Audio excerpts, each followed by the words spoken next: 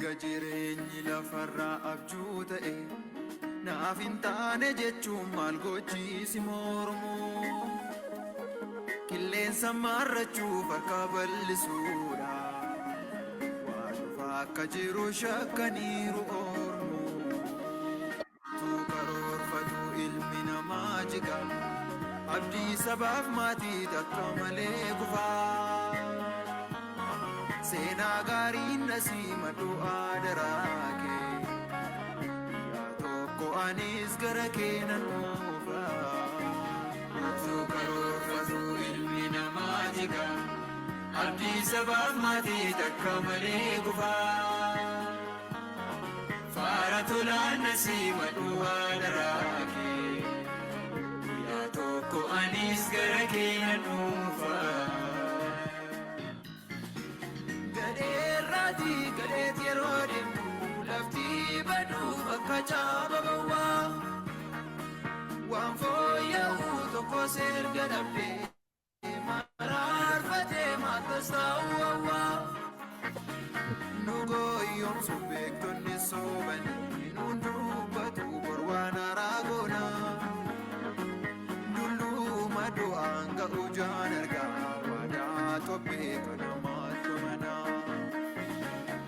Goyomsu beektonni soobanii nuun dubbatu borwaan araagoona dulluma du'aan ga'u jaan argaa waadaa tobbee kan namaattu manaa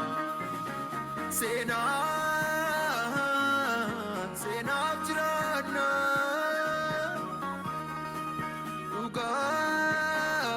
dhugaaf jiraanna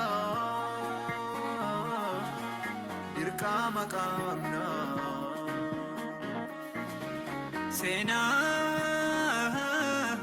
seenaaf jiraanna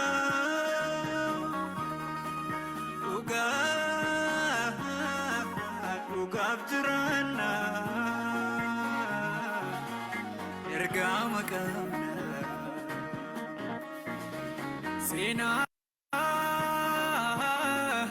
seenaaf jiraanna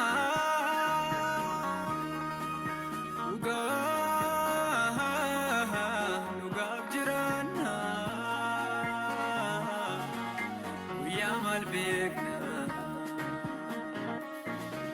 guyyaa maal beekna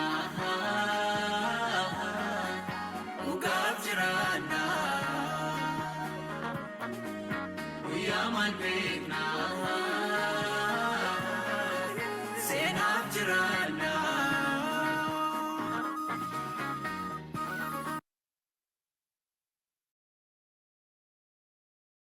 Dole, nageenyi faraarri waaqayyoo lafa jirta jechuun hunduma keessaniif waa baay'atu akkam jirtan akkam turtan baga jiraattanii ganama barii ganama sanbataa sagadaa fuuldura isaatti dhiyaachuudhaaf baga carraa argattan hunduma keessaniifuu nageenyi waaqayyoo irra deebi'een jedhasaniif waa baay'atu jecha ergaa ganama kanaa mata duree keenya kan ganama kanaa itti fufneetiin jenna akkuma mata duree irratti ilaaluudhaaf jettanii guyyaan guddaan inni isaan kun dheekkaman dhufeera. Egaa eenyutu dura dhaabbachuu danda'a ree jedha. Guyyaan guddaan inni isaan kun itti dheekkaman dhufeera. Egaa eenyutu dhaabbachuu danda'a? Akka fokkasitti eenyutu dhaabbachuu danda'a ree ka jedhu akka mata dureetti goonee ilaalleetiin jenna. Waaqayyo immoo karaa addaatiin ofii isaatii akka nu barsiisuuf hundumti keenya yoo haaluma nu mijateetti fuuldura Waaqayyootti akka dhiyaannu barbaada. Akka yaadaatti hundumti kennayyuu wallaalota warra baruu barbaadudha. Barumsa baruu barbaannu keessatti ammoo abbaa nu barsiisu affeeruun haala hundumaa keessattuu dirqama jechuudha. Abbaa nu barsiisu affeerra jechuun garuu waan ofii barbaannu qofa dhageenya jechuu miti. Waan ofii barbaannuu fi waan nuti tolu dhageenya qofa hin taane waan abbaan nu barsiisu sun nu barsiisu barbaadu dhageenya. Yoo garuu waan ofii barbaannu qofa dhaga'u ka barbaannu ta'e isatu nu barsiisaa oduu hin taane ofii qajeelfama kenninaafi fakkaataa jechuudha. Yoo inni nu barsiisa jenne garuu waan inni nuun jedhe macaafa qulqulluu keessaanuu akkuma barraa'etti dhaga'uun yookaan ammoo fudhachuun gaariidha. Waaqayyo immoo akka warra isa barraa'e akkuma barraa'etti warra fudhatan akka taanu Waaqayyo nu gargaaru jecha Kanaaf hundi keenya iyyuu fuula Waaqayyootti yeroo dhiyaanneet hin jennu dhugaa dubbii macaafa qulqulluu akka inni nu barsiisuuf kadhataan fuuldura isaatti dhiyaanneet hin jenna. Kadhaadhaan sagantaa keenya ammaa jalqabna. Guddaas galateeffannaa ololchi qabna Waaqayyo abbaa keenya jaalala addaa nu jaallattee barii ganamaa kana jiraannee ijaan akka arginu sana gooteef nu turre ganama keessa jirru ganama warra immoo guyyaa keessa jiranillee eebba kan keetiin halkan keessa illee warra jiran kallattii hundumaan hunda keenya nu eeddee carraa dabalataa guyyaa irraa nu laatte hundaasitu godhe galannis haa ga'u. Ammallee afaan yeroo keenya irratti ati immoo dhugaa jiru nu barsiisi fedha kee raawwadhu maqaa gooftaa Kiristoos irratti kadhanna abbaa. Ameen. Tole, macaafa qulqulluu akkuma jirutti ilaaluudhaaf Waaqayyo immoo karaa addaan akka nu gargaaruuf keessa keenyatti kadhata gara qayyabannaa keenyaatti deebina. Akkuma ilaaluudhaaf jenne eegaa eenyutu dura dhaabbachuu danda'a ree jedha. Eenyuun dura ka dhaabachuun danda'amne jechuudha. Eenyuun dura dhaabachuun hin danda'amne eenyutu dhaabbachuu danda'a ka jedhamee ilaalleetti jenne jechuudha. Lakkoofsa 15 irraa mee macaafa qulqulluu akkuma jirutti ilaalleetiin jenna. Lakkoofsa 15 irraa kana booddee mootonni lafa kanarraa manguddoonni gurguddoonni abboonni duulaa sooreyyiin jajjaboonni garbichi birmaduun hundinuu holqa keessa kattaa tulloota gidduus hin dhokatanii jedha. Eenyuun duraa dhokatanii? Maaf dhokatanii ka jedhu gareen dhokate kun maaf dhokataa ka jedhu yaadaan na qaba.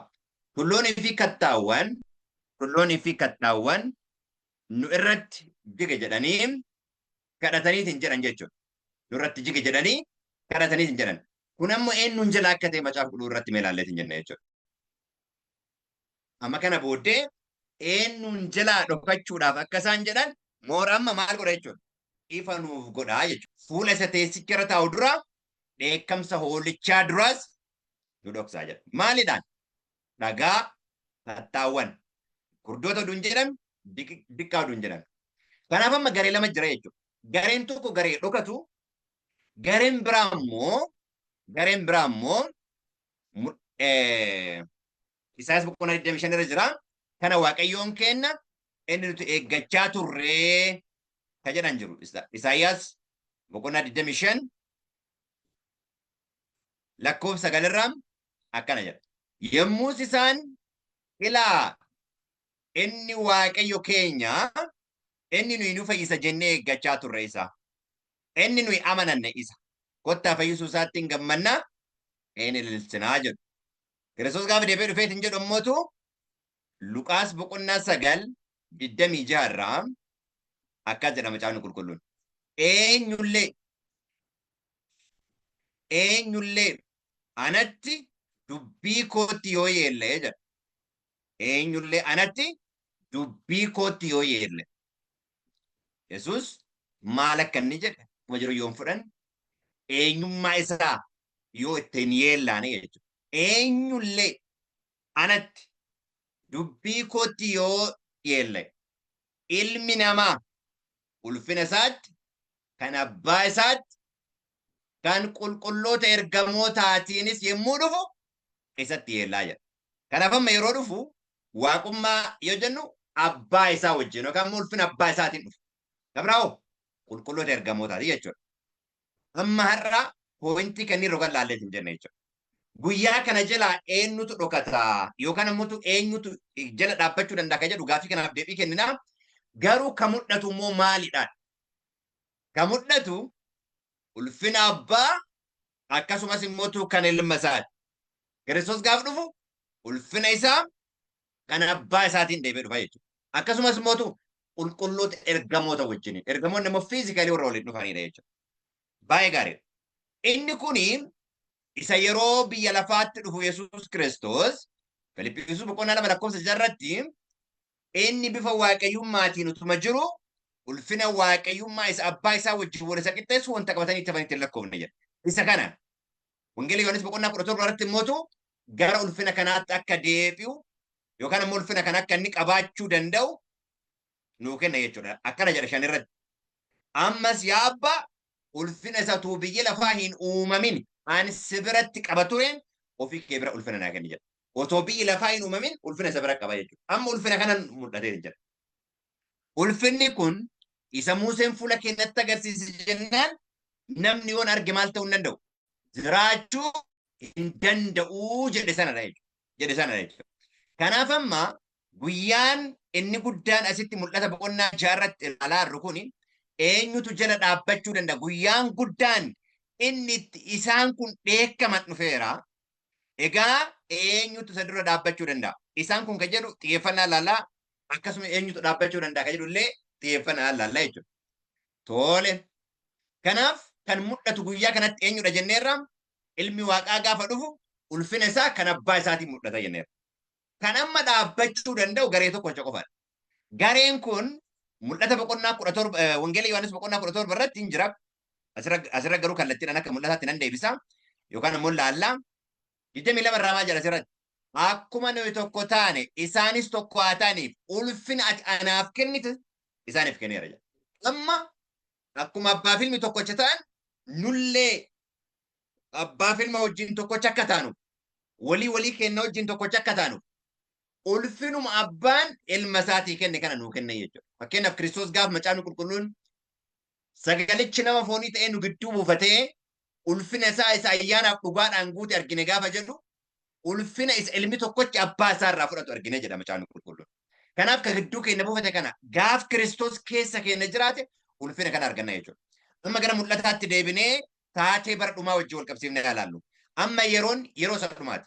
Baay'ee asirratti yeroo mallattoon walichi mallattoo sana kutee banuusaa jedhee kaayetiin jedha. Asirratti gara dhumaatti yeroo itti mallattoon meeqaffaan banamudha. Kana booddee walichi mallattoo isa jaaffaa banuusaa argee jira. Mallattoo jaaffaa. Itti aanee ka jiru mallattoo torbaffaa argina jechuudha. Yeroo baay'ee torbaffaa ka jedhu malakata torbaffaa, mallattoo torbaffaa, waldaa torbaffaa, dha'icha torban wal faana deemaa jechuudha. Waldaan torba dhumarra akka jirtu, mallattoon torba gara dhumarra akka jiru, malakanni torbaffaa dhumarra akka jiru, waldaa torbaffaa, mallattoo torbaffaa, malakata torbaffaan dhumarra yeroo afuufamu dha'ichi torban itti fufaa jechuudha. Taatee mallattoo dhumaati kun.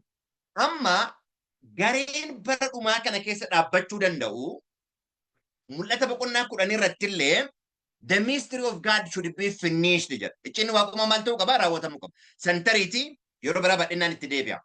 Ammatti garuu yeroo itti dheekkamsi guddaan akkanaa ta'utti eenyutu dhaabachuu danda'a? Lakkoofsa 10 irratti waan itarsa'ee gargar baafame. Akka macaafni maramuu danda'utti marame.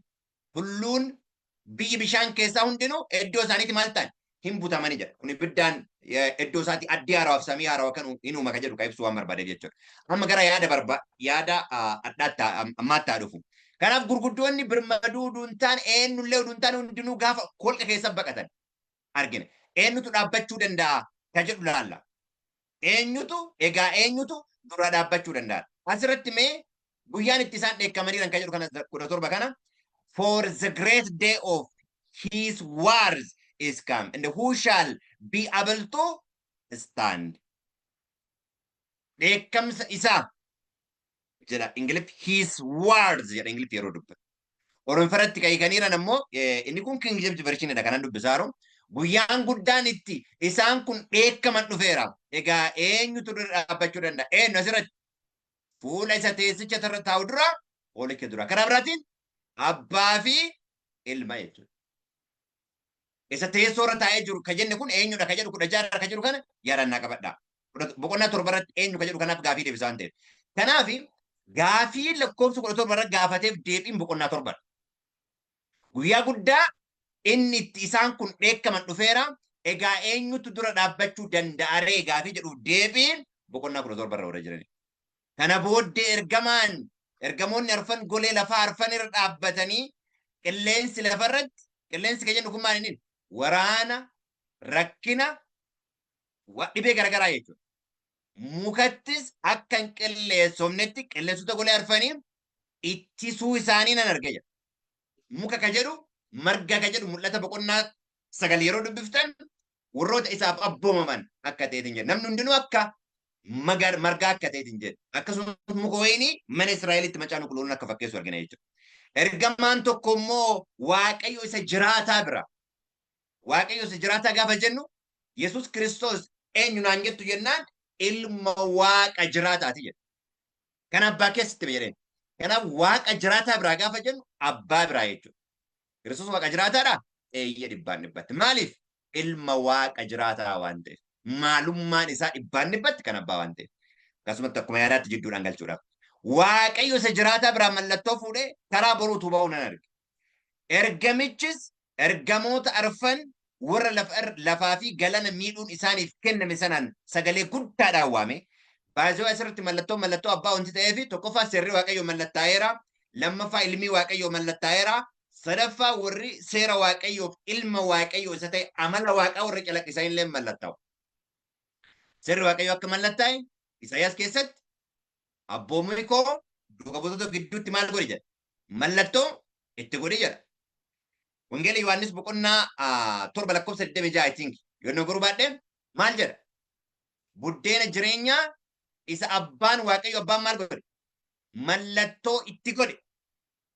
6:27 irraa jechuudha. 6:27 Wangeela Yohaannis boqonnaa 6:27 irraa. Kanaaf mallattoon kan waaqa jiraataati.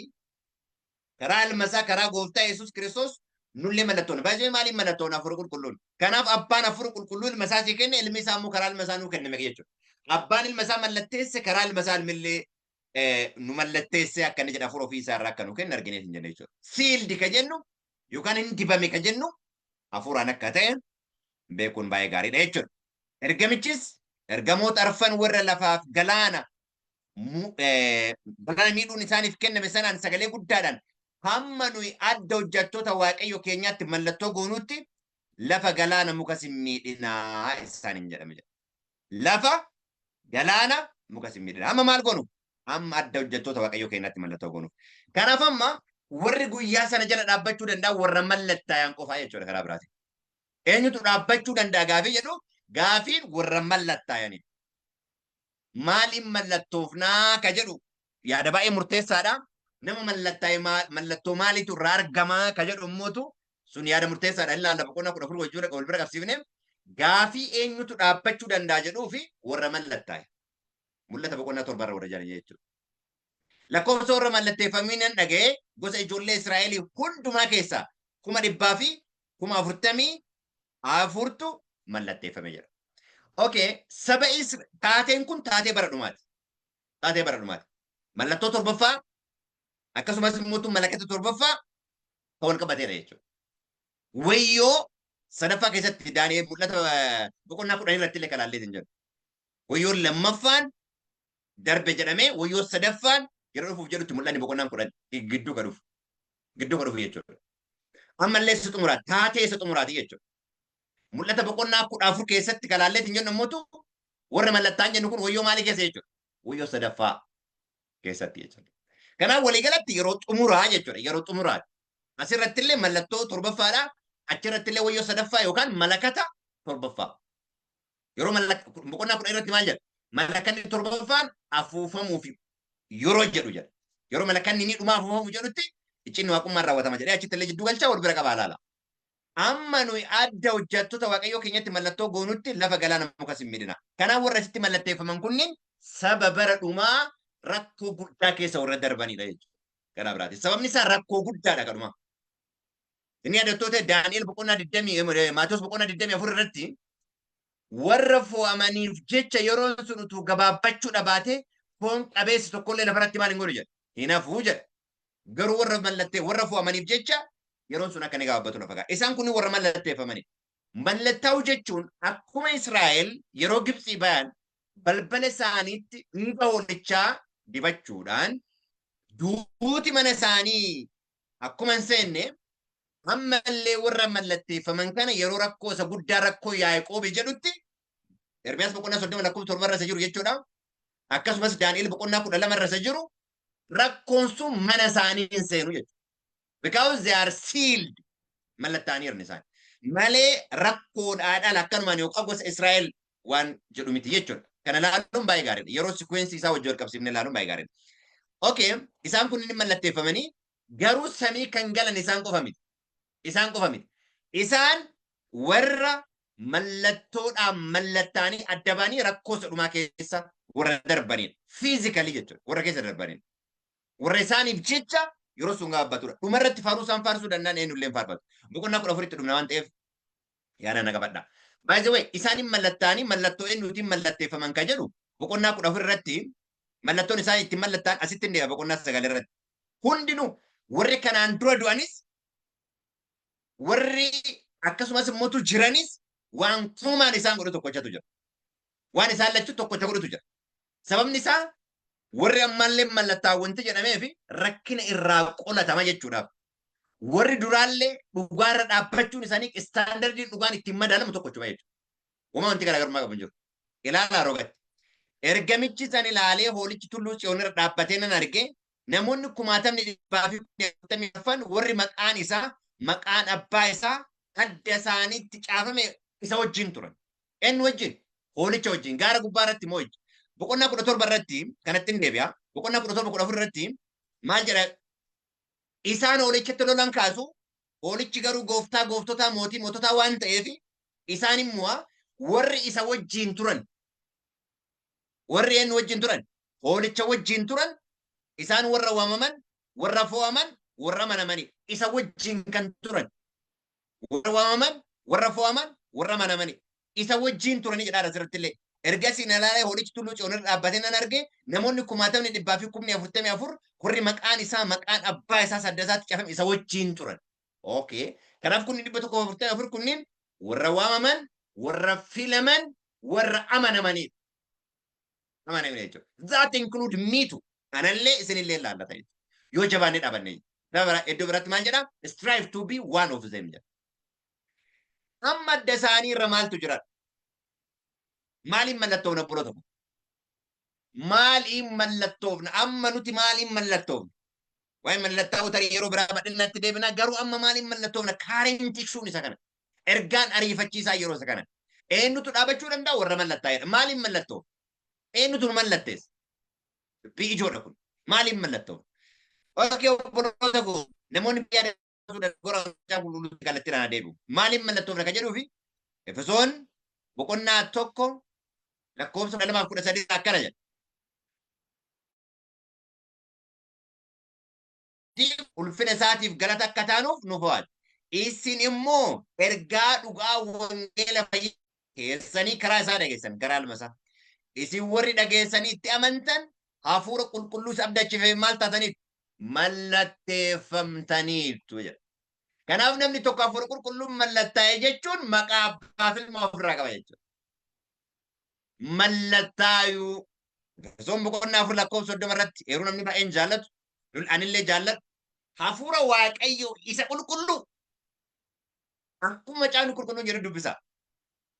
Akkuma caanu qulqulluun jedhu hafuura waaqayyoo isa qulqulluu isa guyyaa fayyinaatiif itti mallattooftan mallatteeffamtan maal hin godhinaa jedha. Hin gaddisiisinaa jedha. Hin gaddisiisinaa jedha. Maal jechuu kana hafuuratti kophatti gadda jechuu? Lolchi namoonni baay'een hiikan kun. Solonqee boqonnaa tokkoffatti Solonqee 4:8 irraa garuu akkana jedha macaan qulqulluun macaa qulqulluudha yoo hin. Egaa namni gorsa kana tuffatu. Namni gorsa kana tuffatu. Waaqayyoon isa hafuura isaa qulqulluu. Hafuura waaqayyoo isa qulqulluu jenne qofa jalqaballee ilaala.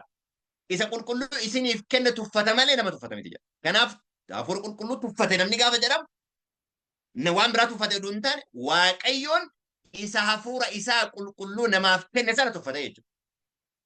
Kanaaf hafuura qulqulluu isa guyyaa fayyinaatiif ittiin mallatteeffatan jedhan yeroo baay'ee yeroo dubbifnu. Hafuura qulqulluu isa guyyaa fayyinaatiif ittiin mallatteeffatan akkas jenna yeroo baay'ee yeroo dubbifnu. Macaan qulqulluun kan jedhu garuu hafuura waaqayyoo isa qulqulluu. Ingiliffaan illee dubbifnu. Soddomarraa the Holy Spirit of God. Grieve not the Holy Spirit of God, whereby you are sealed unto the day of your redemption. Kanaaf ka ittiin mallattoofnu obboloonni adda baasanii beekuu qabnu hafuura qulqulluudhaan mallattoofna jechuudha. Hafuura qulqulluutu nu mallatteessa miti. Hafuura qulqulluudhaan mallattoo. Fakkeenyaaf Kiristoos Yesuus yeroo dibame hafuura qulqulluutu isa dibe miti. Hafuura qulqulluun dibame malee. Eenyutu dibe? Waaqayyootu isa dibe.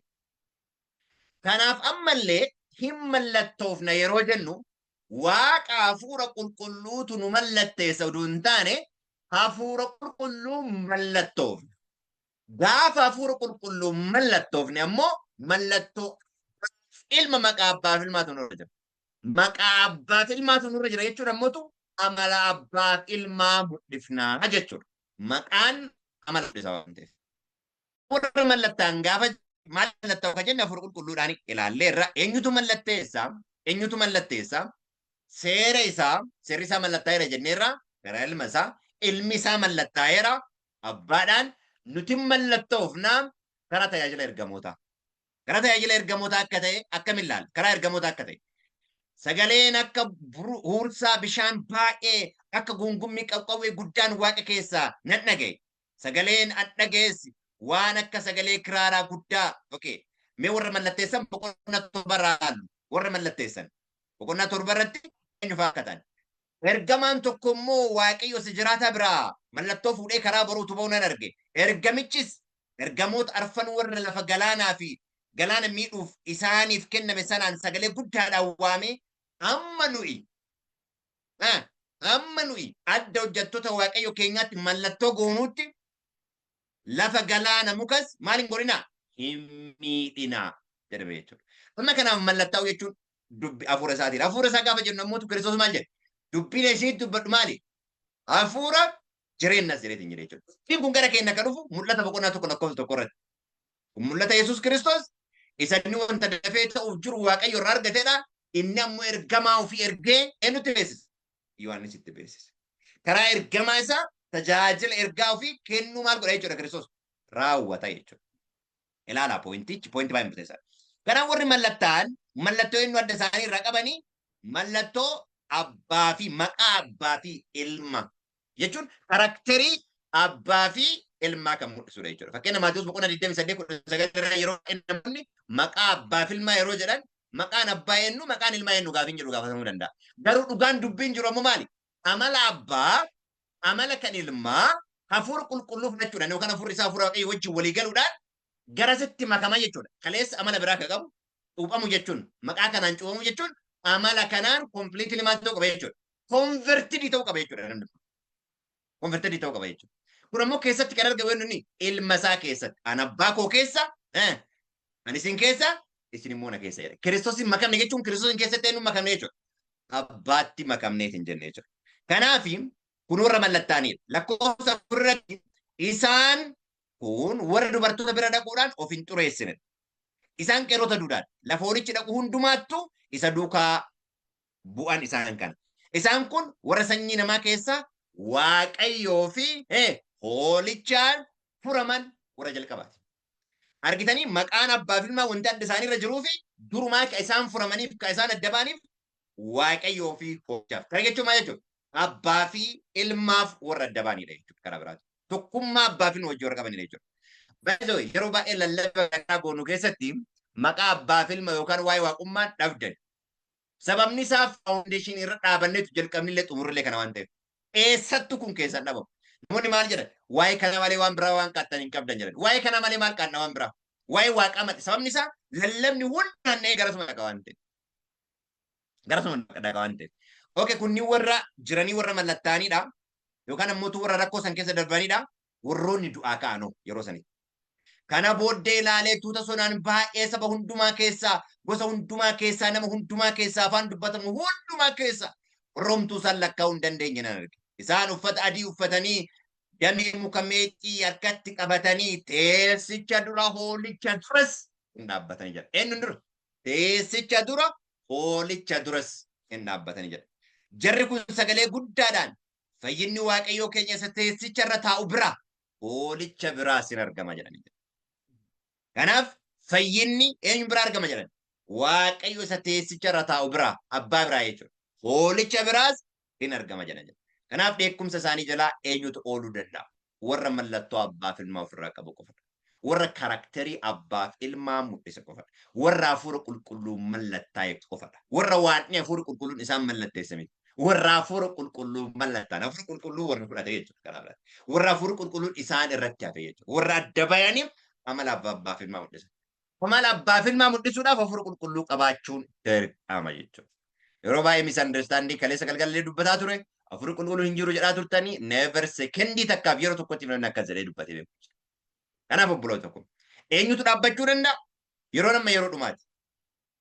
Ergamoonni golee arfan irra jiran qilleensa golee arfanii gadhiisaa deemaa jiru karaa biraatiin hafuurri waaqayyo hafuurri qulqulluun lafa gadhiisaa deemaa akkuma bara Nohii. Bara Nohiitti maal jedha hafuurri koo dhala namaa irra turu waggaa 120 qofaadha jedha. Waggaa 120 jechuun Nohii waggaa 120 lallabee kan jedhamu isa kana. Karaarri waaqayyo lafarra gadhiisee deemee hin jedhe.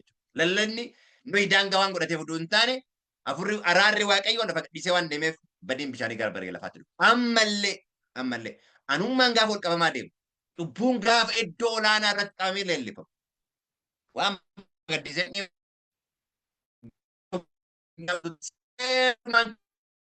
hin saarfatu. Argitanii lubbuun iddoo addaa kennameef yeroo leellifamu dhugaan yeroo lafatti irra ejjetamu dhugaan yeroon itti amma inni gidduu galu dhiyaateera jechuudha. Kanaaf obboloota koo haa jabaannu dhugaadhaan dhugaa jennu warra mallattoo abbaaf ilmaa maqaa abbaaf ilmaa ofirraa qabaate amala qulqulluu perfect ta'e partaking of divine nature amala waaqummaa cubbuu irratti moo'u baraabarummaa Kiristoosin of keessaa qabaachuudhaan warra addunyaatti ergaa xumuraa sodaa malee lallaboo akka taanu waaqayyo dhageenya nuuf haa eebbisu. Hundumti keessanii eebbifamaa jecha yoo waaqayyo nu mijatee hin jedhe gaafilee viidiyoo torban kan hojjetame gara obboleessi koo Joon waa'ee ilma waaqaa bu'uura amantii irra kaafamee ispeeshaalii waa'ee ilma waaqaa jedhu irratti ragaadhaan weebsaayitii jeneraal konfiraansii wajjinillee wal qabsiifne jechoota jedhamaaru kan namoonni kana amanna afaaniin jedhaaran kun dhugama waan amananiidha moo waan duuba dhossaniirantu jira. Ka jedhu sa'aatii booddee yoo mijate bifa mariitiin hin dhiyeessina yookiin yeroo biraallee tarii walitti deebina ka sa'aatii yoo waaqayyo nu gargaare itti fufna. Karaarri waaqayyo lafa jirte jechuun nama keessaniif waa baay'atu guyyaa eebbaa yeroo eebbaa qabaadhaa jecha kadhata goonee sagantaa keenya goolabna.